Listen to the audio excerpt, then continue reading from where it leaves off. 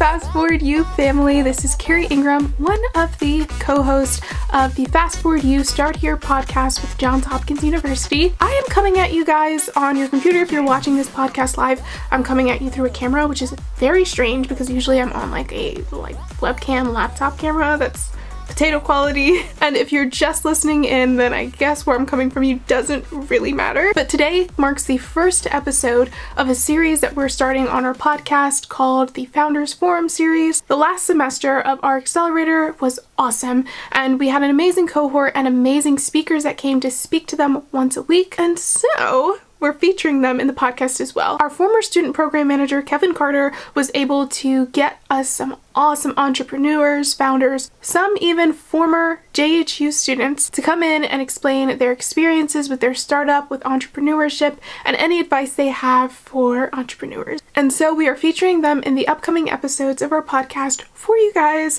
starting with today's episode. Today we're featuring Bailey Surtees with Kubanda, and I'm not going to give any of these founders a huge and long, lengthy intro because Kevin Carter has already covered that for us. So please sit back, relax, and enjoy the first episode of our Founders series with Kevin Carter and Bailey, because my job here is apparently already done.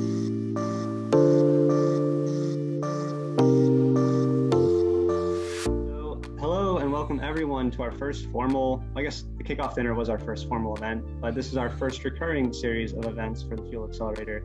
And I'm really excited because today I get to introduce our first speaker of the Founder Journey series, and that's the co-founder and CEO of Kubanda Cryotherapy, Bailey Surtees. So Bailey is a 2017, oh hey Bailey.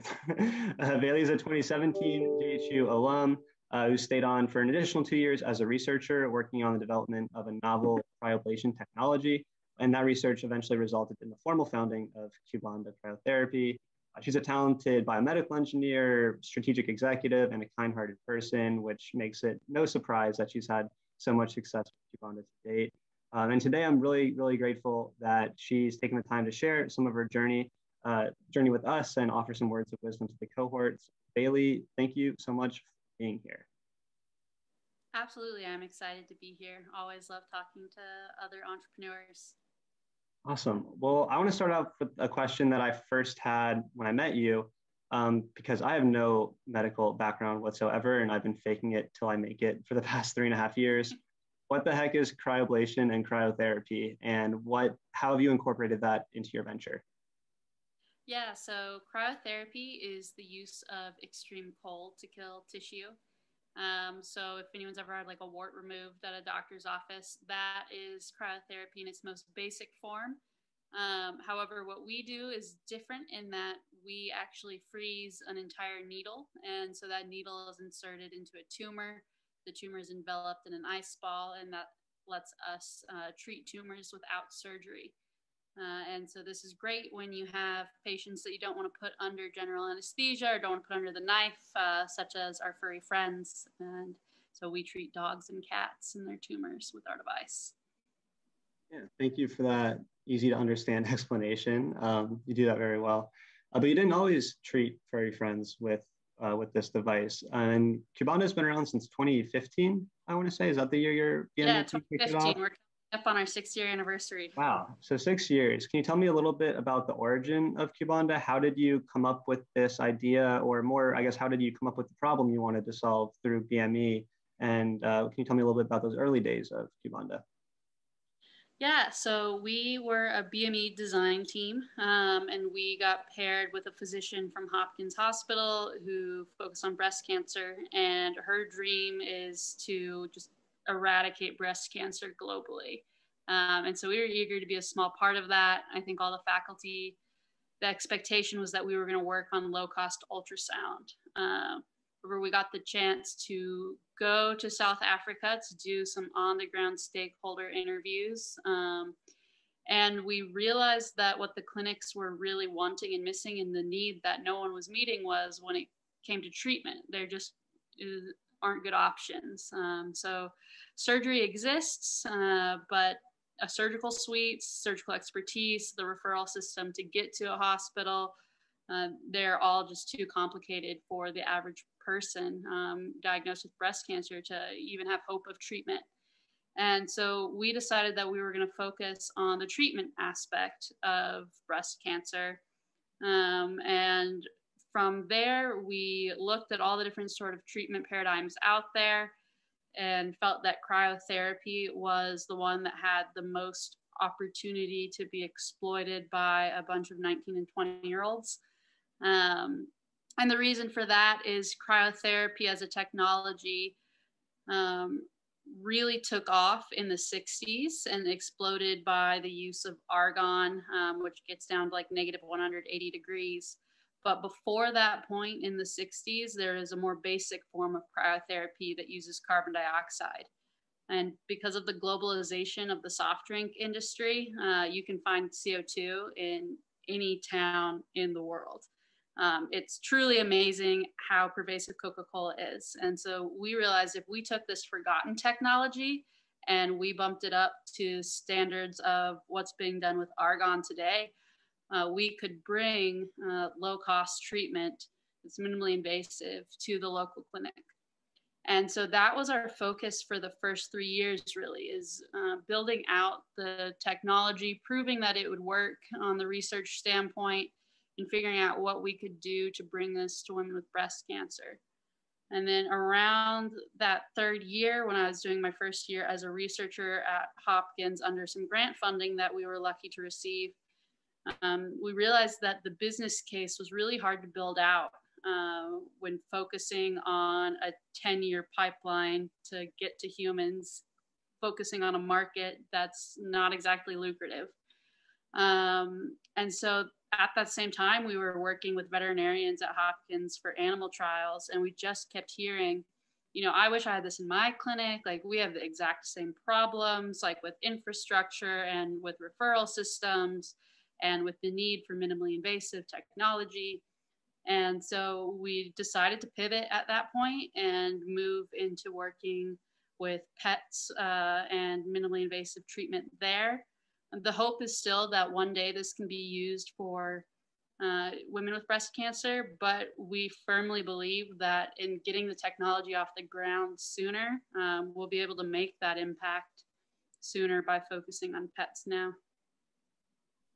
Yeah, thanks for that synopsis. I always thought it was one of the just most brilliant pivots, because that's the most daunting part of medtech for me. I mean, not only, hey, will it work, right, is probably the main thing that gets most of them don't get off the ground, but that, oh my gosh, if it does work, it's still going to be 10 plus years before it even helps a human being. So I thought the idea of being able to not only test it out and make some money, but you still have that North Star of helping to eradicate global breast cancer, which I think is very admirable. But in the meantime, you can prolong the lives of some furry friends. And I think that's a really, really strategic way to go about it. But I want to take it back a little bit to talk a little bit about your first, like your early milestones and your MVP, because as we mentioned, it is pretty daunting to build out an actual medical device, and especially on the budget of a BME design team, where it's like, here's what, a couple $1,000, have fun, do something incredible with it. Can you talk about how you utilized that first bit of funding, and what were some of your like early milestones and goals with just proving that, hey, this can actually work? Yeah, so the earliest milestones were really determining if it could work. So we took a two-pronged approach there. I mean, as engineering undergrads, we were like, let's prove the science of it. And so we talked to some different professors, did a whole lot of Googling, and tried to figure out if carbon dioxide could be stable at the temperatures we needed it to be at. Basically, the way we cool is the same way as if you go, it's warm, well, is cold. So you're just creating that pressure difference. And so we thought, if we make a big enough pressure difference, we can get the temperature drop we need. But keeping that stable was the tricky part scientifically. But then all the charts for CO2 said that it should work, and we felt good about that. Now, at the same time, we talked to some different cryotherapy experts, some companies that were doing breast cryotherapy, but firmly focused on US hospitals. And they told us what we were trying to do was impossible and the science wasn't there. So we were really confused at that point, because we're like, this science says yes, you experts say no, what's going on here? And so we realized we needed to do an actual test.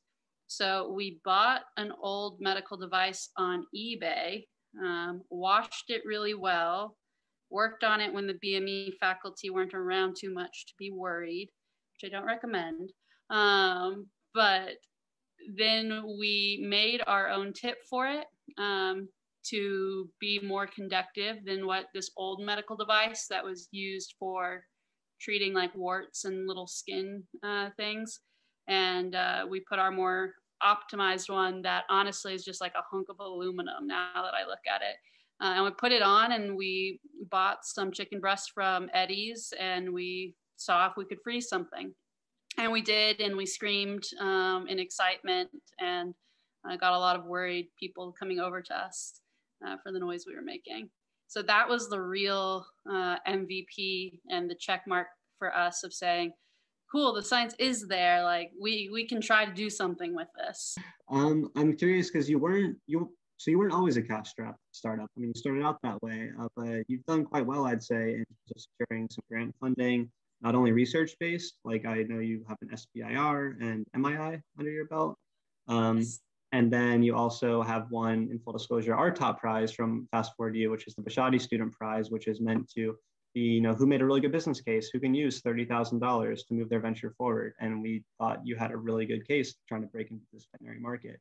Could you share just some advice that you've gotten over the years of how do you go, first of all, how do you win that first grant? Because I'm sure the first is often the hardest when you don't have that traction, but then in general, how do you go about securing non-dilutive funding for your venture?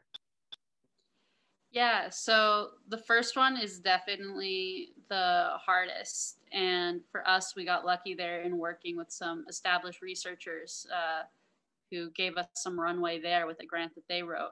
But then when it came to competitions and things that we were looking at, the answer, and I hate giving it because it's not very satisfying, is just to apply to a lot of them. You start to realize they all have the same questions. Keep your answers to those questions. Realize they will never be perfect.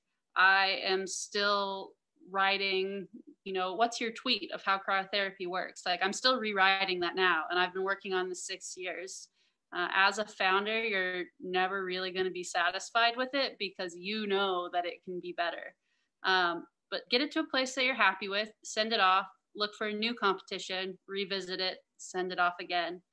And then keep a question bank. So we have, at this point, a humongous document with all of our writings. So I can search it to see, like, how would you describe your team? And I can see the 30 different ways that we've done that, the tweet length ones, the strange ones where you have to write like 4 paragraphs about yourself, and everything in between. And once you've built that up, it can go pretty quickly. So now someone will tell me about a grant opportunity. And as long as it's not a research grant, when it's more in the competition side of things, I can fill them out in generally like an hour or two, when it used to be like a few weeks of work to get everything in place. So once you have it in place, let it be iterative and send them off in the meantime. No one's going to penalize you because competition A, it wasn't as shiny as what you sent in to competition B. And at some point there is luck involved. So yeah, maybe objectively your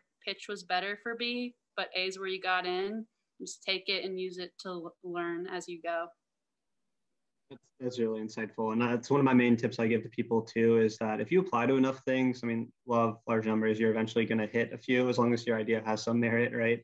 But you never know who it's going to get in front of. Maybe someone lost their parent to breast cancer, and this is especially impactful for them, or now it would be a dog or something that might have had a tumor, right? So I think it's just, you never know who's going to connect with your story. But also, yeah, if you just keep doing it, someone somewhere will. And I think it's really helpful for that. It's really helpful in order to just save that time, because I agree, it can be daunting. It's like, oh my gosh, I have to fill out this 10-page grant, and it's like, oh wait, I already wrote 8.5 that I can plug in place. And Control F, you don't want to make that mistake of oh, I'm so excited to apply to this Harvard competition, you send it to like Yale. But I feel like people have done that applying to colleges. So Control F, make sure you're in the right spot. But I think all in all, that's really, really helpful. And it does get easier over time. If not easier, you get more refined. You know what people are looking for, and you become a better critic yourself. I'd love to change gears a little bit and talk a bit about your team, because the BME design team is always an interesting structure. And we have a BME design team here of New Tech. And it's so we start out with a bunch of people, I would say maybe 7 or so. There's turnover. It seems like sometimes I'll see a BME design team from year to year, and it's like, whoa, who are all you people? It's completely brand new. So I'm curious about what your experience was with how did you deal with bringing on like your non-original team members, people that haven't been there since the very beginning, and then vice versa? How do you deal with losing people that either go on and work full time somewhere else or kind of drop off? Like, how do you kind of keep that team morale going as you keep building Kubanda? Yeah, so BME program, definitely a lot of people. And from the first team when I was a junior, no one kept going after that year except for me and Sarah Lee, CEO of Rovalo, who's also a Hopkins spin out now. She was one of the freshmen in our team when I was a junior. But so I decided to continue, and I became a design team leader for my senior year and got to pick a new team. And the other folks, they were graduating or focusing on different things.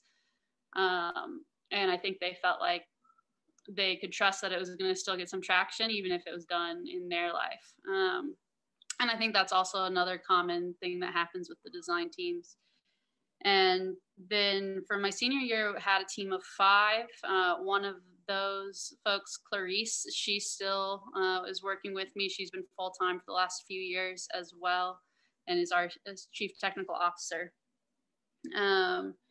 And so we've seen a lot of people come and go.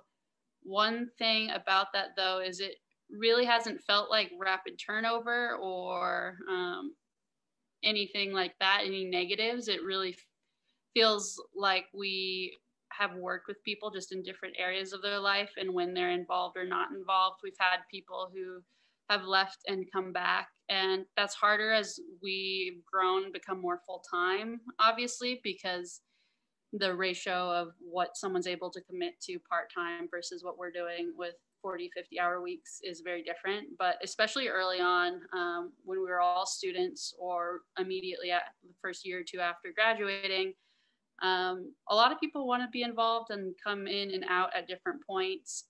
And that comes with its own pitfalls. You want to be careful that just because someone wants to be a part of it doesn't mean they get to, because boy, is that hard to manage. But then at the same time, if someone really wants to do something and you have a spot for them to do that thing, it can be really great to work within that student mindset and the student life.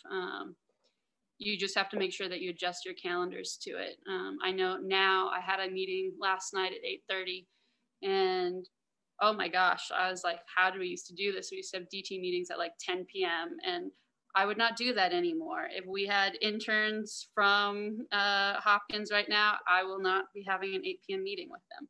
So, things change over time. And being flexible and letting that be a part of your process in the beginning is really nice. And then as you grow, just being serious with what you need from your team and what you need from members is also important. So Clarice and I are full-time, and then another girl, Grace, she started with us when she was a freshman and we were seniors, and she still works with us, very part-time basis. But, I've seen her in a meeting at least every other week for the last 4.5 years now. So it can be flexible through a lot of different things, through med schools, through industry, all the different places people go. Yeah, no, I think that's the name of the game of entrepreneurship in general, but especially college ventures that start like that. It's just gotta be flexible and meet people where they are and make sure that you're prioritizing the health of your venture and the longevity, as opposed to like, okay, how can I find some kind of role for this person, even if it really isn't it's more stress on you than it made Yeah, you. don't do that. It's tough realization because especially if you're a people pleaser, like I feel like I am. It's like, oh yeah, of course we'll find a space for you, but like, why am I spending all this time and effort and energy when it really doesn't appear to be what's in the best interest? Can we talk a little bit more about the one constant of the team over the years, which really is you? And I'm curious about, did you have a moment or like a milestone you hit where you realized, I do want to do this. I want to be the CEO of this venture and work on it full time after I graduate? Or was it more of like a sudden, like, I guess this is what I do now type of thing? I think it was like a series of crises as I was approaching graduation, being like, oh my gosh, what do I want? What am I going to do? Is how I would definitely phase it. It was not the most pleasant. A big part of my decision-making process was I knew that this was the type of work I wanted to do one day. I felt kind of in shock that it was an option now, and that made it feel not so real. But then we did have funding that would support me to work for a year and see if we could get more traction and more funding from that. And so I kind of internalized it as a master's that first year. I was like, this is Bailey's Masters of Kubanda. And then after that year is really when there was the bigger reckoning of, okay, that wasn't actually a master's. This is keeping going. I don't reset every May anymore, even though mentally I definitely do. And so thinking about what did I really want from a career? What would it look like if I wasn't doing Kubanda? And what would it look like if I am? And that's really been an ongoing discussion. Even now, I had a call with a company yesterday who's potentially interested in our technology, but more in an acqui-hire kind of way than an acquire kind of way, and realizing where we are and like, do we want to be employees of someone else's company? Like, interesting, because if you'd offered to me that when I was a senior, I probably would have jumped on it. But now it's like, no, I really am pretty dedicated to Kubanda, and I'm having so much fun with it. I can't imagine doing something else. But then in the CEO role, that was also its own transition, because my first year on the team, I was the technical person. I did not touch business. I did like a little bit of final editing before we sent off some of our applications, but otherwise I just lived in the machine shop making prototypes. I knew that if it was going to continue, it needed to have a leader, and it made sense for it to be someone who had worked on it previously. And so kind of unwittingly took on that role and realized that I really loved it. And even now, talking with Clarice, who's moved way more into the technical role, obviously, as our CTO, realizing how much that those roles really fit now when we're on a sales call with a vet clinic, and being like, yeah, I love the strategy of this. I love marketing. I don't really love sales, but I love figuring out all of these different new things. And I love that she has the consistency to really dive in and stay purely on technical. And she likes that she's not being as scattered as I have to be, learning how to do HR or talk to some new random person, but that can be consistent in the science side of things. So that's also been really interesting, letting the roles evolve with us. Yeah, I mean, anytime you're working as a founder in a startup, you wear many hats. It's a metaphor people hear a lot, but it's true, because like today's like, oh yeah, we do need health insurance, and then you figure out how to do that, and you just do a lot of Googling. But I'm curious, how did you make that transition? Because you said you were pretty technical, that was more of your comfort zone. Is there any tangible advice you could offer for people that are maybe don't have a formal business background and are looking to transition from more technical to business? How do you go about learning what you need to learn? Yeah, so a lot of learning what you need to learn is asking people who know, and having a startup network is so helpful. Sometimes you'll feel like folks are ahead of you or behind you or next to you.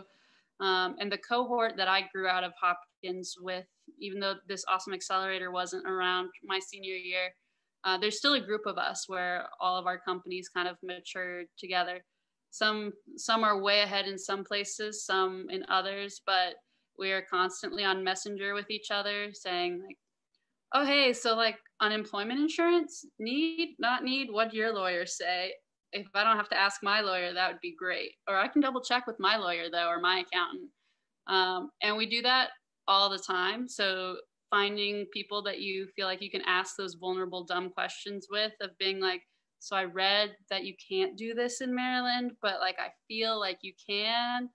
What do you guys think, is really, really useful. So asking a lot of questions, not being afraid of feeling like they're dumb questions, which is much easier said than done. I always worry that my questions sound dumb to like important people, whoever they are. And then also reading is super helpful and super like normalizing to the process. I really love the Founder's Dilemmas. I thought that was really helpful for me to like figure out my brain space about a lot of like more common founding struggles. But really making sure that you have like your founder network helps with those learning struggles. And then being really willing to Google and understand that there is almost never someone out there who actually knows the answer. Like I've gotten to the point where this huge company that has focused on cryotherapy for a long time versus our little 2-person company, we were talking to them about like some FDA regulation we found from like the late 90s. And that was a hard one, like bit of research for us to try to figure that out. And they were so surprised by it. And they're like, can you send that over? Like, oh, like, how are you doing this? How are you approaching FDA? And we're like, you have 300,000 employees. Like, what? You don't have the answer to this? If you don't, no one does. Oh God, no one does. And that's kind of how a lot of it works. So if there is a hard answer, you might find it quickly. If there's not a hard answer, accept that there's not. Do your best. Yeah, no, it is just constantly learning, and also realizing a lot of people are also just kind of faking it till they make it too. It's a realization that you're all in it, and there are less stupid questions than you think, because the odds are they might have asked that a few years ago to someone else. Which I forget who gave me this advice, but some Hopkins alum said that their best advice is try to find someone that is maybe 2 or 3 years ahead of where you want to be, but then also extend your time and offer mentorship to someone maybe 2 or 3 years behind you. And then you have like this, almost like a chain of like not quite a sorority or frat chain, but kind of like that, of being able to, you can rely on that person for advice, you take it in, and then you're able to pass it on. And it's like this kind of transitive property of mentorship and networking. And you tend to just learn a lot that way by being not only the person that asks the dumb questions, but the person that answers the dumb questions. That aren't so dumb after all. How do you establish your founder network? How do you go about getting that off the ground? Yeah, so that is definitely a tricky one, and something that's still in the process of. It's not something I really felt that I strongly had until a couple years ago, when all of a sudden I realized all of my friends who are still in Baltimore are entrepreneurs. But stuff like this accelerator, getting to know people that you meet at events. And I'm not talking like in the movies where you're like schmoozing and you like meet someone and you're like Insta best friend. Like sometimes you just start seeing people often, and then you recognize each other enough, and then suddenly you realize that you are venting about being a founder to each other on Messenger at like 1 a.m. And you're like, oh, interesting. Like, I mean, I know like Aaron from Clear Mask, I saw him at like a friend of a friend's party of like Teach for America fellows last year, and like we saw each other across the room, and I was like, Clear Mask? And he's like, Kubanda? And I was like, okay, cool, we can talk. And so stuff like that just it happens pretty organically when there's enough time spent. Yeah, that's really good. I know something's lost when you're not in person at all these events, but I mean, there's still plenty of ways to keep running in the same circles. I'll just give a plug that, hey, congrats, you're all in a network right now of each other. You're part of a cohort, and that's part of the so far ahead of where I was at this point. So A+. That really is the beauty of it. Like, even like, I won't lie, the next 9 or 10 weeks we have together will go fast, but I hope you'll feel comfortable to reach out to each other. Like, it's not weird, it's not awkward if you send someone a message like a year or two after you last spoke about an entrepreneurial topic or something that you're going through.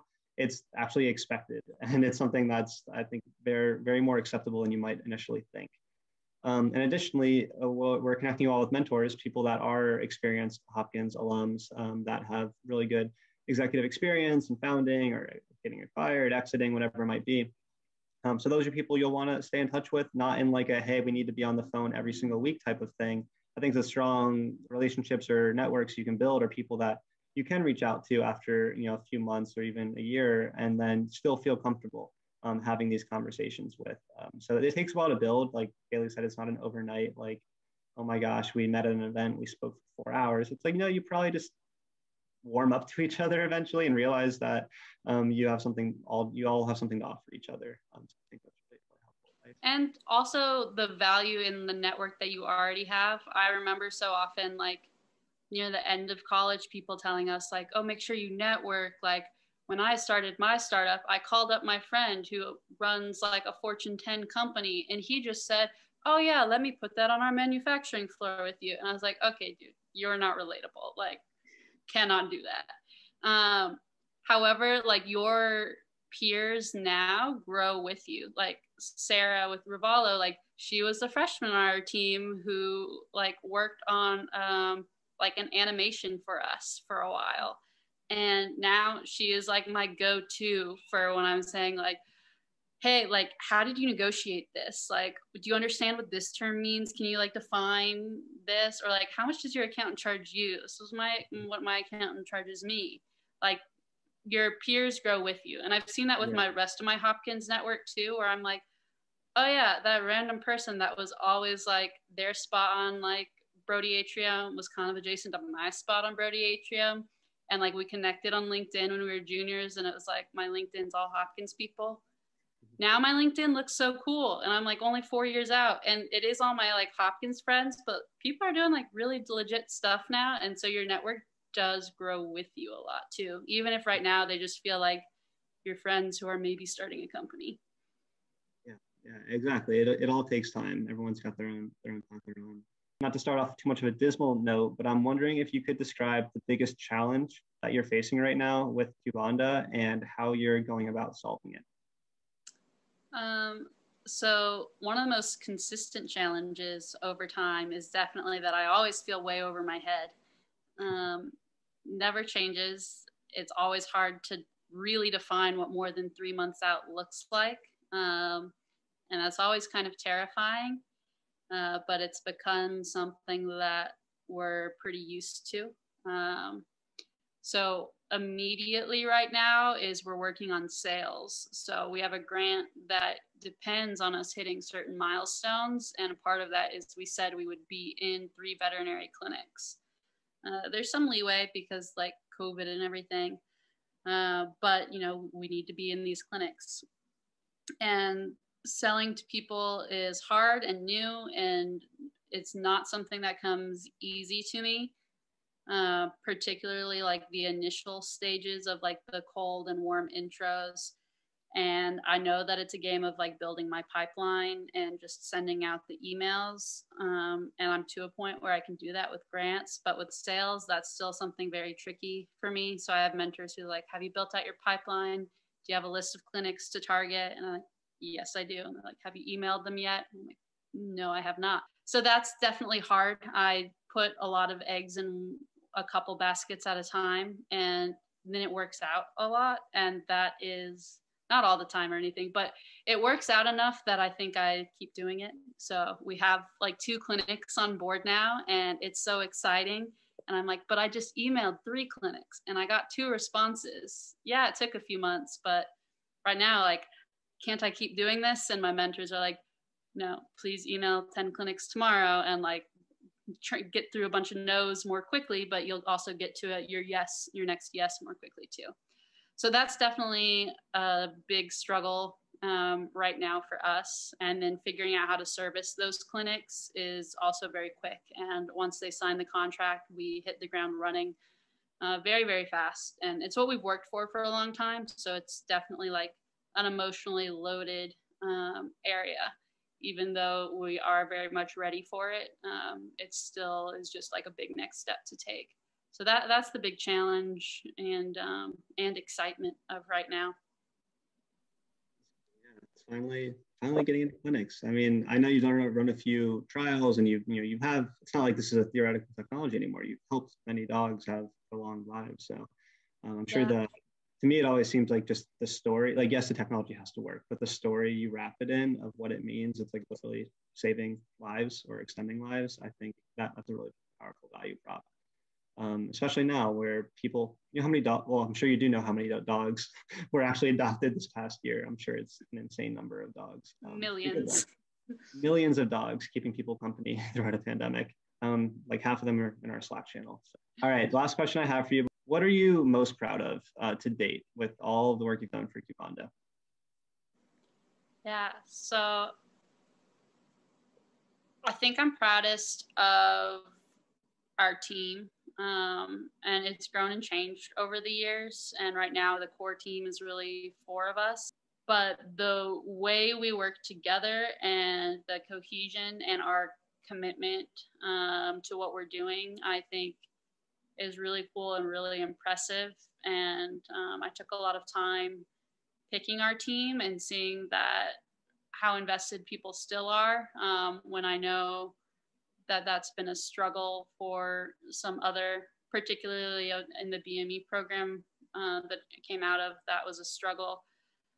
So that's something I'm really proud of, is I think that our team has really met challenges head on. And I don't think any of us were the type to think like, oh yeah, this is going to be easy. We're going to like just take over the world. Like we weren't the most confident people in the room, but we were willing to keep working at it for a really long time. And I think that served us super well. And as my co-founder messaged me today, like the end of the tunnel is getting brighter and brighter right now.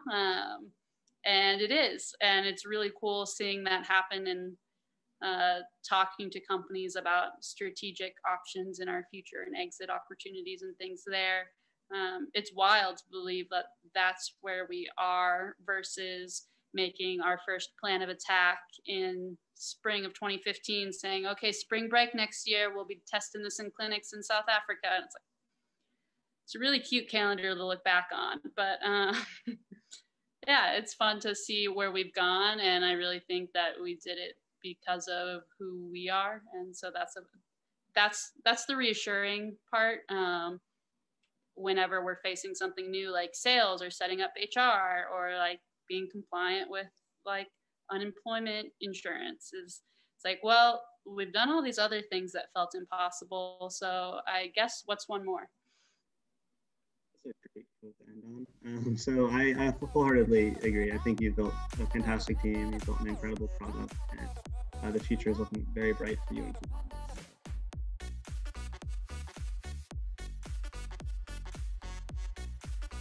Alrighty folks, that was the first episode of our Founders Forum series here on our Start Here podcast. Let us know in the comments of what you think about Bailey, any advice that she gave today that resonated with you the most, and if there's any entrepreneurs on your list of people you would love to hear an interview with, let us know in the comments as well. But with all that being said, I'm Carrie Ingram, this is FastForward U Start Here, and we will talk to you guys next time. Bye guys!